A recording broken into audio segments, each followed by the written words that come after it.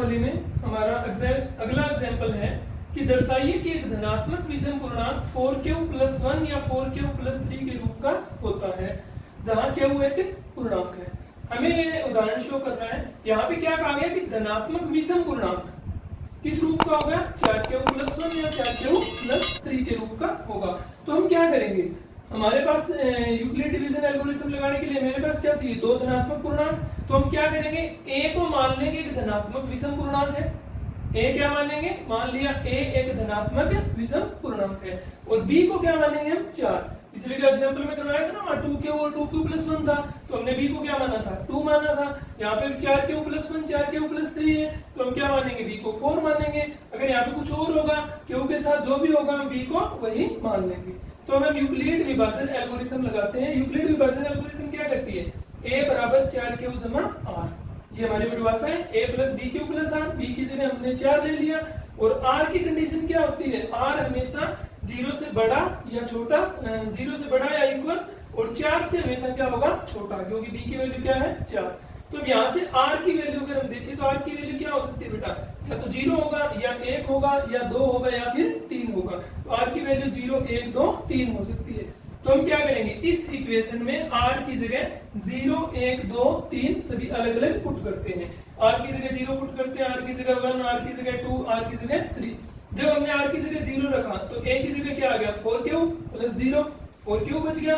r की जगह 1 रखा तो a = 4q + 1, r की जगह 2 रखा तो a = 4q + 2, और जब हमने 3 रखा तो a = 4q + 3। तो इन तीनों से क्या आया बेटा हमारे पास, a बराबर ये जो 4q है ये किस तरीके का पूर्णांक है, सम पूर्णांक है, क्योंकि 4 क्या है, सम संख्या है। अब q क्या है, कोई भी पूर्णांक है। अब सम संख्या को पूर्णांक से मल्टीप्लाई कर देंगे तो वो क्या आएगी, हमेशा सम संख्या ही आएगी।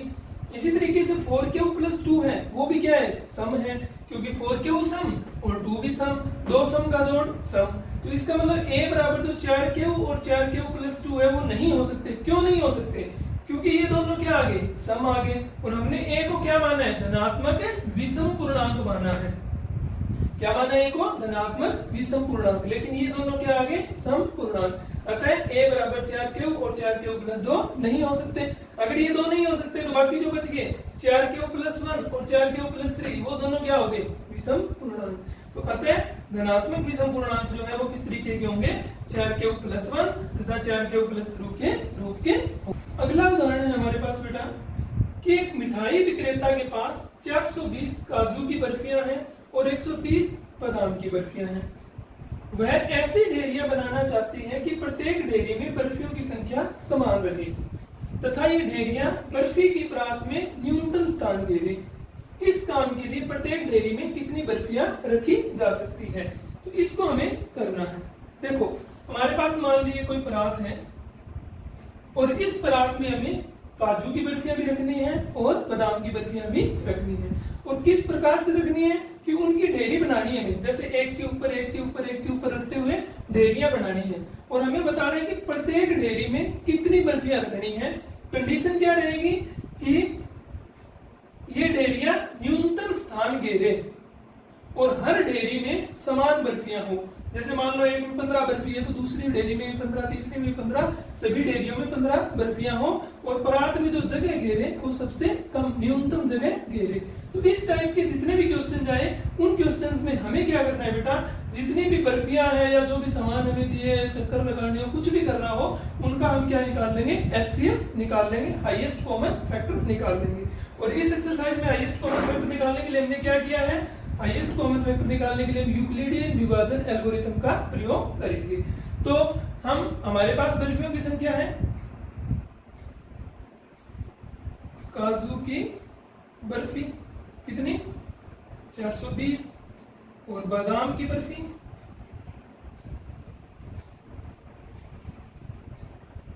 130। हमें निकालना है HCF ऑफ 420 और 130 कि इनका HCF क्या होगा। तो HCF निकालने के लिए हमें क्या करना है, यूक्लिड विभाजन एल्गोरिथम का प्रयोग करना है। तो यूक्लिड विभाजन एल्गोरिथम द्वारा क्या था a equal to B Q plus R, उसको यूज करना है हमें। तो हमें क्या करना है 420 को 130 से भाग करना है। कितने में भाग जाएगा बेटा 3 पे, 130 दिया 390, कितना बच गया 0, 12 में से 9 गया 3, यानी कि 420 किसके बराबर लिखा जा सकता है 130 गुणा में 3 प्लस 30। रिमाइंडर क्या आया r 30 और एचसीएफ के लिए क्या है याद है ना, जब तक ये हमारा जीरो ना हो जाए तब तक हम यूक्लिड विभाजन एल्गोरिथम लगाते रहेंगे। अब यूक्लिड विभाजन एल्गोरिथम किसके ऊपर लगेगी बेटा 130 व 30 के ऊपर। तो 130 को 30 से भाग करो, 130 को 30 से भाग करो, कितना 30 चौके 120, कितना बच गया 10। यानी हम 130 को क्या लिख सकते हैं 30 गुना 4 प्लस 10। अगेन हमारे पास रिमाइंडर क्या आ गया 10, जीरो नहीं आया। जब तक ये जीरो नहीं आएगा तब तक हम क्या करेंगे यूक्लिड विभाजन एल्गोरिथम लगाते रहेंगे। तो अगेन लगा दो किस किस के ऊपर 30 के ऊपर और 10 के ऊपर। 30 को 10 से भाग दो, 10 दिया 30, रिमाइंडर 0, यानी 30 को हम क्या लिख सकते हैं 10 गुणा में 3 प्लस 0, रिमाइंडर 0 आ गया ना। इसका मतलब हमारा एचसीएफ क्या आ गया, एचसीएफ क्या आ गया 10। जो हमारा बी आता है अंतिम स्टेप में, जो हमारा बी होगा वो क्या होता है एचसीएफ। तो एचसीएफ ऑफ 420 एंड 130 इसके बराबर हो गया 10। अतः कितने कितने की डेरिया बनाएंगे विक्रेता 10-10 की डेरिया बनाएगा परात के अंदर। प्रश्नावली 1.1 का पहला सवाल हल करने जा रहे हैं। पहला सवाल क्या कहता है कि निम्न संख्याओं का एचसीएफ ज्ञात करने के लिए यूक्लिड विभाजन एल्गोरिथम का प्रयोग कीजिए। और संख्या क्या है 135 और 225, 196 और 38,220 और 867 और 255। हम सबसे पहले निकाल रहे हैं 135 और 225 का एचसीएफ। एचसीएफ निकालने का वही तरीका है बेटा कौन सा यूक्लिड विभाजन एल्गोरिथम। तो यूक्लिड विभाजन एल्गोरिथम लगाएंगे हम किसके ऊपर 225 और 135 के ऊपर। लगाने के लिए क्या करेंगे 225 को 135 से भाग करेंगे, 135 एकम 135 है, कितना बच गया 90। तो 225 को क्या लिखेंगे 135 गुना 1 प्लस में 90। अब आर हमारा क्या आया 90। और एचसीएफ ज्ञात करने के लिए जब तक ये जीरो नहीं आता तब तक क्या करते हैं यूक्लिड विभाजन एल्गोरिथम लगाते रहते हैं। तो अब किसके ऊपर लगेगा यूक्लिड विभाजन एल्गोरिथम 135 और 90 के ऊपर। तो 135 को 90 से भाग दो, 135 को 90 से भाग दिया, 90 एकम 90 शेष कितना बचा 45। तो फिर हमने 135 को क्या लिख दिया 90 गुणा 1 जमा में 45, क्या बन गया यहाँ पे फिर 45 आ गया, शेष जीरो नहीं आया। जब तक शेष जीरो नहीं आता तब तक हमें क्या करना है यूक्लिड विभाजन एल्गोरिथम लगाते रहना है। तो अगेन हम किसके ऊपर लगाएंगे 90 के ऊपर और 45 के ऊपर। तो 90 और 45 पे लगाया, 90 को 45 से डिवाइड किया, 45 गुना 90, शेष कितना बच गया 0। तो 90 को हमने क्या लिख दिया बेटा 45 गुना 2 जमा में 0, शेष क्या बच गया 0। और जब शेष 0 बच जाए तो लास्ट स्टेप में जो हमारा बी होता है वो क्या होता है एचसीएफ। तो यहाँ पे बी क्या था 45। तो 225 और 135 का एचसीएफ हमारा क्या निकल के आया 45। इसी तरीके से हमने दूसरे पार्ट को हल किया यूक्लिड विभाजन एल्गोरिथम के लिए। हमने 38,220 को 196 से डिवाइड किया। तो 196 एकम 196, 186 शेष बचा 2 उतारा, फिर 9 पे भाग किया, ऐसे भाग किया तो ये पूरा 195 के ऊपर भाग चला गया। यानी कि 38,220 196 से पूरा पूरा भाग हो गया, शेष कितना बच गया 0 बच गया। तो 38,220 किसके बराबर आ गया 196 गुना 195 प्लस में 0। तो एचसीएफ क्या होता है जो लास्ट स्टेप में बी होता है। यहाँ पे तो पहला और लास्ट एक ही है, तो यहाँ पे हमारा बी क्या था 196। तो एचसीएफ हमारा क्या आ गया 38,220 और 196 का 196। भाग नंबर 3, भाग नंबर 3 बेटा तुम अपने आप करके देखोगे और जब इसका हल निकल जाए तो कमेंट बॉक्स में रिप्लाई जरूर करना। प्रश्नावली का अगला सवाल है हमारा सवाल नंबर 2 कि दर्शाइए कि कोई भी धनात्मक विषम पूर्णांक 6q+1 या 6q+3 या 6q+5 के रूप का होता है जहां q कोई पूर्णांक है। इस टाइप के उदाहरण भी हमने किए इसी वीडियो में। तो वही बिल्कुल सेम सवाल है, क्या चीज लगानी है हमें यूक्लिड विभाजन एल्गोरिथम। और उससे पहले हम क्या करेंगे मानेंगे a कोई धनात्मक विषम पूर्णांक। ध्यान रखना है कौन सा मानेंगे a धनात्मक विषम पूर्णांक। तो माना a धनात्मक विषम पूर्णांक है। अगर a हमारा कोई धनात्मक विषम पूर्णांक है तो बी हम किसको मानेंगे बेटा इस क्वेश्चन में, किसको मानेंगे बी को, बी मानेंगे हम 6 को, क्योंकि जहाँ पे 4 क्यों था तो बी को 4 मानते थे, यहाँ 6 आया है तो 6 मानेंगे, 5 आएगा तो 5 मानेंगे, जो भी आएगा वही मानेंगे, ठीक है ना। तो अब यूक्लिड विभाजन एल्गोरिथम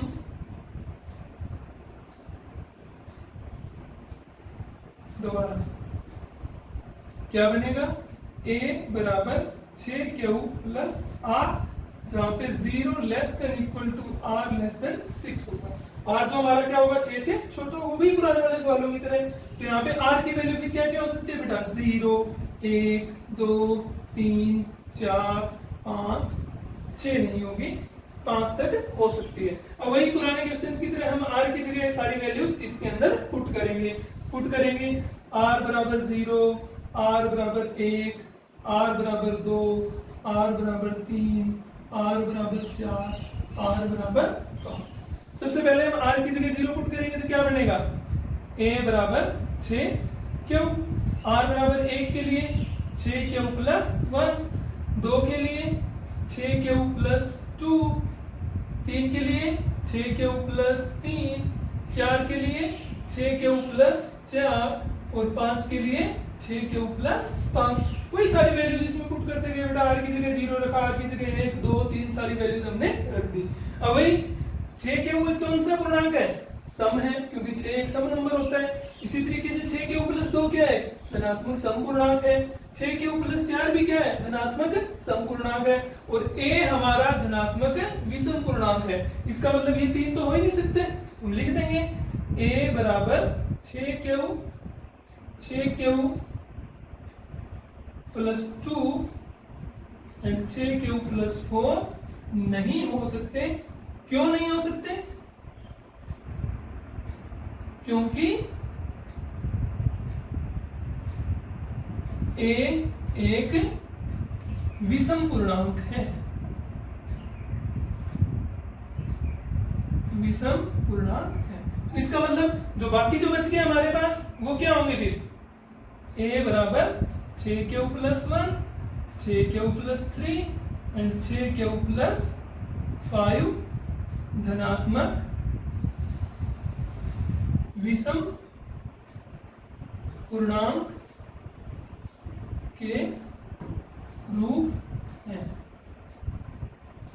इसको वैसे भी हम लिख के दिखा सकते हैं, जैसे मान लो 6q प्लस 3 को लिख के दिखाऊं, मैं इधर करके दिखा देता हूं आपको रफ में थोड़ा, कि 6q प्लस 3 है। क्या मैं इसको लिख सकता हूं 6q प्लस 2 प्लस 1, और ये क्या बन गया, इसमें से 2 कॉमन आ जाएगा तो क्या बचेगा 3q प्लस 1 और प्लस में 1, ये 2, 3q प्लस 1 को क्या मैं कोई m लिख सकता हूं, लिख दिया 2m प्लस 1।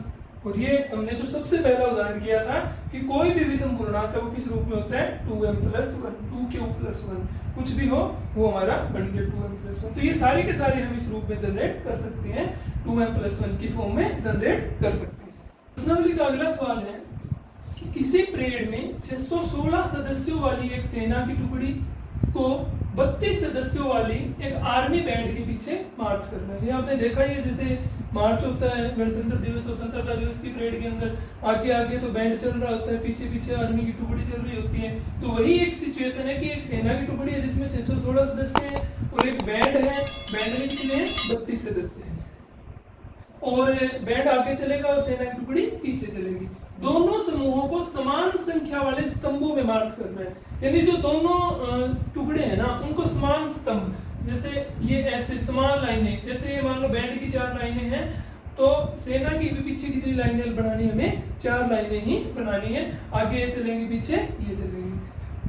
तो उन स्तंभों की अधिकतम संख्या हमें बतानी है कि कितनी हमें लाइन बनाए ताकि वो मार्च कर सके और समान समान संख्या में आए। तो जब भी जैसे हमने एक उदाहरण किया था पीछे काजू की बर्फी वाला, सेम वही क्वेश्चन है। इस टाइप के क्वेश्चन पे हम क्या फाइंड आउट करेंगे बेटा, HCF ज्ञात करेंगे 616 और 32 का। तो हमें क्या ज्ञात करना है 616 और 32 का HCF ज्ञात करना है। HCF ज्ञात करने के लिए हमने तरीका किया ही है, कौन सा, यूक्लिड विभाजन एल्गोरिथम का। तो यूक्लिड विभाजन एल्गोरिथम लगाएंगे किसके ऊपर, 616 और 32 के ऊपर। तो 616 को 32 से डिवाइड किया, 32 एकम 32, शेष कितना बचा 29, 6 उतारा 32 निमा 288, शेष कितना बचा 8। तो यानी 616 को हम क्या लिख सकते हैं बेटा 32 गुना 19 प्लस 8। तो ये क्या बन गया यहाँ पे शेष हमारा 8 आ गया, शेष 0 नहीं आया।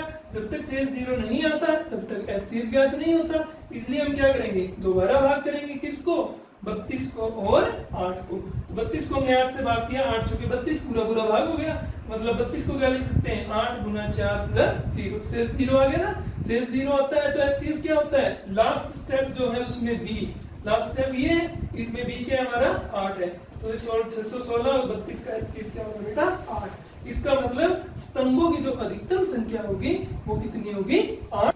प्रश्नावली का अगला सवाल है हमारा कि यूक्लिड विभाजन प्रमेयिका का प्रयोग करके दर्शाइए कि किसी धनात्मक पूर्णांक का वर्ग, पहले भी सिर्फ धनात्मक पूर्णांक पूछता था, यहाँ क्या पूछ लिया धनात्मक पूर्णांक का वर्ग किसी पूर्णांक m के लिए, यानी कोई अगर m कोई और पूर्णांक हम ले तो उसके लिए या तो वो 3m या 3m+1 के रूप का होगा।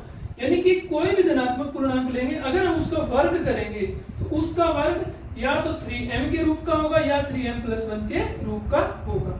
तो जैसे पिछले क्वेश्चंस में हम करते आए हैं, यूक्लिड विभाजन प्रमेयिका लगानी है हमें, तो हम क्या करेंगे सबसे पहले a मान लिया कोई भी धनात्मक पूर्णांक है, या धनात्मक पूर्णांक का जिक्र था तो हमने a को क्या माना धनात्मक पूर्णांक, b हम यहाँ पे क्या मानेंगे 3m और 3m+1 का जिक्र है तो हम b को क्या मानेंगे 3।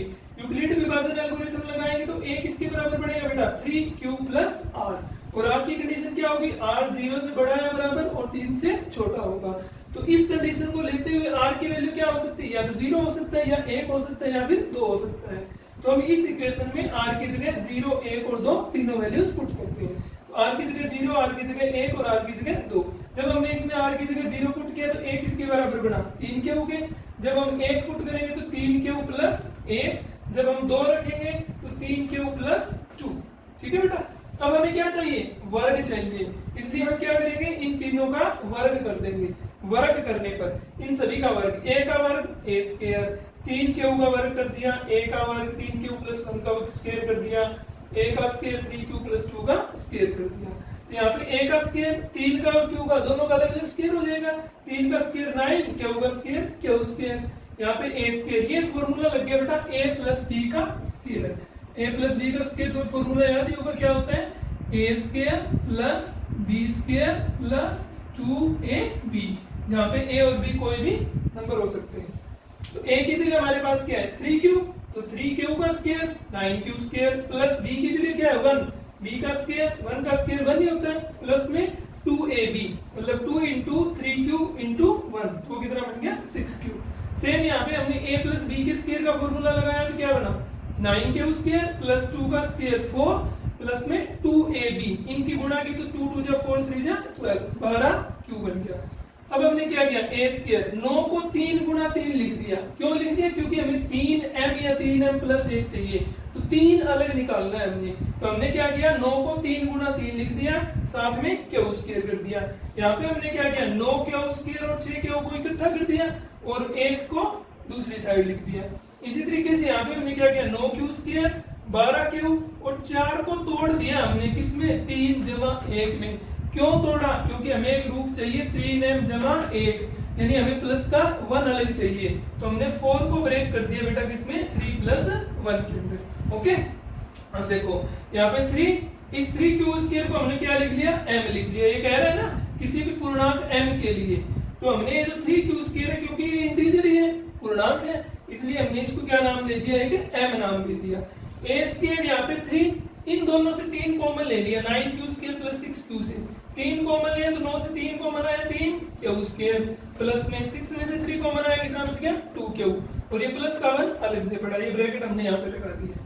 सेम यहाँ पे इन तीनों से 3 कॉमन ले लिया मैंने, तो यहाँ से 3 कॉमन लिया तो 3q स्क्वायर प्लस में 4q प्लस में 1, और ये प्लस का 1 अलग से पड़ा। तो अब यहाँ पे ये जो है इसको भी मैंने m लिख दिया और इसको भी हमने क्या लिख दिया m लिख दिया। तो ये देखो स्क्वायर 3m, यहाँ पे a स्क्वायर क्या आ गया 3m+1 और यहाँ पे a स्क्वायर क्या आ गया 3m+1। इसका मतलब कोई भी धनात्मक पूर्णांक का वर्ग है या तो वो 3m के रूप का होगा या फिर 3m+1 के रूप का होगा। तो इस टाइप से इस तरीके के क्वेश्चन हम कर सकते हैं। प्रश्नावली का अगला सवाल है कि यूक्लिड विभाजन प्रमेयिका का प्रयोग करके दर्शाइए कि किसी धनात्मक पूर्णांक का घन, पिछले सवाल में क्या आया था वर्ग, यहाँ पे धनात्मक पूर्णांक का घन 9m प्लस 1 या 9m प्लस 8 के रूप का होता है। हमें ये सिद्ध करना है या प्रूव करना है, ये दिखाना है कि कोई भी धनात्मक संख्या लो, कोई भी धनात्मक पूर्णांक लो और उसका घन अगर हम करेंगे तो वो 9m प्लस 1 या 9m प्लस 8 के रूप का होगा। तो हम वही प्रोसेस अपनी फॉलो करते जाएंगे जो हमने पहले भी की है। माना a एक धनात्मक पूर्णांक है, b हम क्या मानेंगे 9 मानेंगे, यूक्लिड विभाजन एल्गोरिथम लगाएंगे तो a हमारा क्या बनेगा 9q प्लस r। तो ये r की कंडीशन क्या बनेगी 0 less than equal to r less than 9। तो r हम क्या ले लेंगे 0 1 2 3 4 5 6 7 8। अब यहाँ एक गौर करने वाली बात है बेटा, r हमारे कितने हो गए 0 1 2 3 4 5 6 7 8 यानी 9 नंबर हो गए।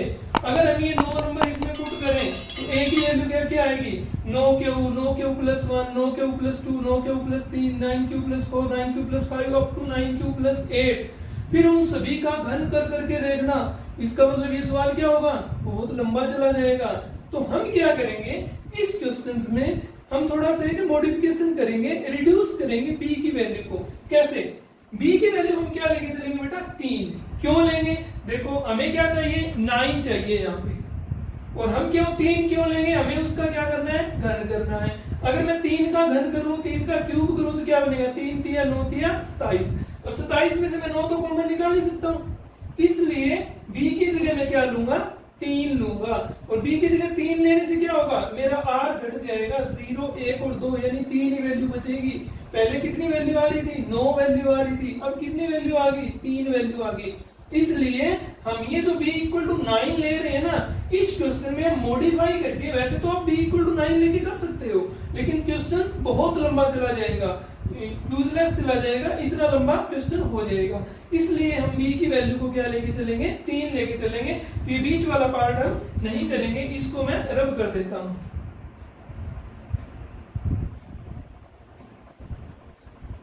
हम ये ले चलेंगे बेटा कि माना b बराबर 3, तो b बराबर 3 माना तो a क्या हो जाएगा 3q प्लस r की condition 0 less than equal to r less than equal to 3, तो r क्या होगा हमारा 0 1 और 2। अब वही सेम सिचुएशन r की जगह 0 1 और 2 अलग अलग हम पुट करेंगे। r की जगह पहले 0 पुट करेंगे तो a क्या बनेगा 3q बनेगा, फिर हम 1 पुट करेंगे तो 3q प्लस 1 बनेगा, फिर हम 2 पुट करेंगे तो 3q प्लस 2 बनेगा। ये तीनों वैल्यू हमारी a की बन जाएगी। अब क्या करना है हमें घन करना है, तो क्या करते हैं दोनों तरफ घन करने पर घन करेंगे बेटा a का क्यूब 3q का क्यूब, सेम a का क्यूब 3q प्लस 1 का भी घन कर दिया, यहाँ पर भी दोनों साइड घन कर दिया। अब घन का फॉर्मूला क्या होता है a प्लस b की पावर 3 का क्या फॉर्मूला होता है बेटा a की 3 प्लस b की 3 plus 3a square b plus 3ab square. ये सारे फॉर्मूले हम 9th क्लास में डिस्कस कर चुके हैं, ये याद होने चाहिए बेटा तुम्हें।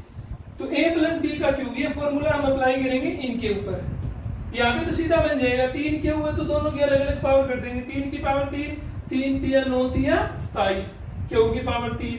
यहाँ पे a प्लस b का 3 फॉर्मूला लगाएंगे, a की पावर 3 मतलब 9 3 क्यू की पावर 3 कितनी होगी 27 क्यू की 3, प्लस में b की पावर 3, b की जगह हमारा क्या है a की पावर 3 a की हो जाएगी, प्लस 3a स्क्वायर b, तो 3a की जगह क्या है 3 क्यू, इसका स्क्वायर करेंगे तो 9q स्क्वायर हो जाएगा, और 3 है तो 27q स्क्वायर, प्लस में 3ab स्क्वायर, a की जगह 3 लेंगे b की जगह 1 लेंगे, तो 3ab स्क्वायर हमारा क्या बन जाएगा 9q। इसी टाइप से इसके ऊपर भी जब हम a प्लस b के क्यूब का फॉर्मूला लगाएंगे क्या बनेगा 27q cube plus a plus 54q square plus 36q। Okay, यहाँ पे देखो हमें 9m चाहिए था ना, इसलिए मैंने 27 में से 9 अलग कर दिया, यानी 27 को 9 इंटू 3 लिख दिया, तो 9 इंटू ये क्या बच गया बाकी 3q की पावर 3। सेम यहाँ पे देखो 27q क्यूब 1 हमें अलग चाहिए, इसलिए मैं 1 को सबसे उधर ले गया, बाकी को इधर लिख दिया 27q cube 27q square plus 9q plus 1। इसी टाइप से हमें प्लस 8 भी चाहिए था, तो यहाँ पे 8 था, 8 को मैं सबसे उधर ले गया, बाकी वो इकट्ठा लिख दिया। अब यहाँ पे 3q क्यूब को मैंने क्या मान लिया m मान लिया, क्योंकि ये भी पूर्णांक है और m भी एक क्या है पूर्णांक है, तो हमने इसको पूर्णांक मान लिया। अब ये देखो इन तीनों में से 9 कॉमन आ रहा है, तो मैंने 9 कॉमन ले लिया, यहाँ से क्या बचा 3 क्यू क्यूब प्लस में यहाँ पे 3 क्यू स्क्वायर प्लस में यहाँ पे क्यू और प्लस में 1 वो अलग पड़ा है। सेम इन तीनों से भी 9 कॉमन आ रहा है तो मैंने 9 कॉमन लिया, क्या बचा 3 Q cube plus 6 Q square plus में 4 क्यू और प्लस में 8 है वो अलग लिख दिया। अब ये 9m हो गया और ये इस पूरे को भी मैंने क्या मान लिया m मान लिया क्योंकि ये एक इंटीजर था, पूर्णांक था, तो इसको भी मैंने क्या लिख दिया एक m भी पूर्णांक लिख लिया। तो ये बन गया 9m प्लस 1, ये हमारा 9, इसको भी मैंने क्या मान लिया m मान लिया, ये 9m प्लस 8। तो यानी कि कोई भी जो धन पूर्णांक हमने लिया था a, जब हमने उसका क्यूब किया तो किसके रूप में आया, या तो 9m के रूप में या 9m प्लस 1 के रूप में या फिर 9m प्लस 8 के रूप में। अतः क्या निकल गया है यहाँ से कि कोई भी धनात्मक पूर्णांक का अगर हम धन लेंगे, क्यूब लेंगे किसी भी धनात्मक पूर्णांक का, तो धनात्मक पूर्णांक का घन हमेशा 9m या 9m प्लस 1 या 9m प्लस 8 के रूप में लिखा जाएगा। इसी के साथ हमारी एक्सरसाइज 1.1 कंप्लीट होगी। आप इसकी घर पे प्रैक्टिस करें। नेक्स्ट एक्सरसाइज नेक्स्ट वीडियो में डिस्कस करेंगे। Thank you.